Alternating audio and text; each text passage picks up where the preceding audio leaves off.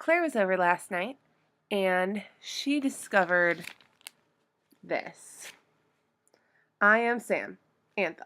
A series of vignettes I wrote freshman year of high school. She kind of looked through it and decided it was hilarious, and that I just had to share it with the channel. So, looks like it's time for another episode of...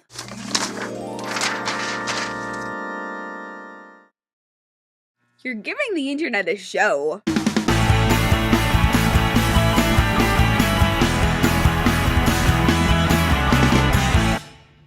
The dedication reads, for Rachel, who gave me the strength to become my own person, and for Anna, who challenged me and pushed me to try harder. This one is called Samantha. Samantha, feminine Samuel, Hebrew, God heard, Aramaic, she who listens, Greek, flower. All that adds up to what? A flower who listens? I soak up all the information around me to grow? I'm not really sure. Although I don't have the same name as any of my ancestors, I was named partially after my father's mother, Grandma Shirley, but mostly after my great-grandma Sadie. Sadie died exactly 32 years before I was expected. I think it would be more ominous if it was 36 years because 18 is life, so 36 is twice life. She was outgoing, like me, and used any and every excuse to have a party. Unfortunately, she had a couple of heart attacks in her lifetime. Her last words were, "Fred, get me a nitro." By the time Fred came back with the nitro, she was gone. My parents had the least interesting way of ever to try and pick out my name. They used an organized system, for crying out loud. The last few names came out to Gabrielle, Samantha, Makita, Rebecca, or Madison. Funny story about Makita. You see, my dad loves working with tools. I mean, he really loves it. At the time, his pride and joy was his Makita screwdriver. Yep. He wanted to name me after a screwdriver.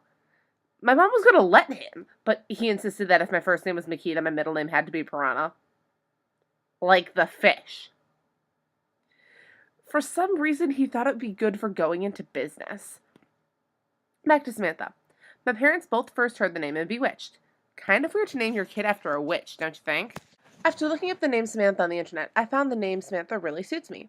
It creates the urge to be self-expressive and ambitious. I'm versatile and creative, and there's hardly anything I can't do if I put my mind to it. I like my name. It means creativity, choices.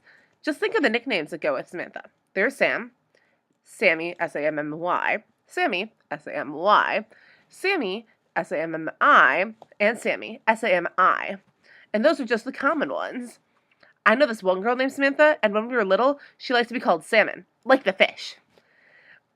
When I introduce myself to someone, they don't seem to have much of a reaction. It's a common name for uncommon people. If I could pick my own name, it would probably be something uncommon, but not unheard of, such as Sharpay, Hermione, Zoe, with Z-O-E, with the double dot thing on top, or even Makita. They say right from the start, I'm unique. I'm an original. I am who I am, and you can't change me. But for now, Samantha will do. This is the accompanying picture. I was a messy eater even as a child.